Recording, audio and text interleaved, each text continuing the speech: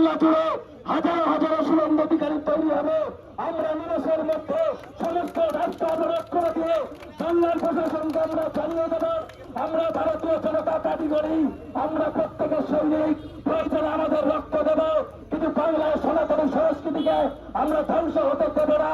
যারা ধ্বংস করতে চাইছেন তাদের বিরুদ্ধে লড়াই আরো তীব্রতর হবে।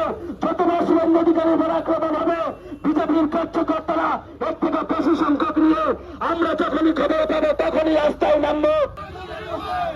ওই লঙ্গি বাহিনীর চামড়া, ওই লঙ্গি বাহিনীর চামড়া, ওই ফিরাদিদের চামড়া। তাই তো বলি, কেন বারে বারে প্রতিদলের উপর আক্রমণ হচ্ছে, কেন মুখ্যমন্ত্রী জবাব চাই, জবাব দাও। ওই কুচবিহারে কেন আক্রান্ত হলেন বিরোধী দলের নেতা, মুখ্যমন্ত্রী জবাব চাই, জবাব দাও। ওই জবাব তোমায় দিতেই হবে, ওই জবাব তোমায় দিতেই হবে।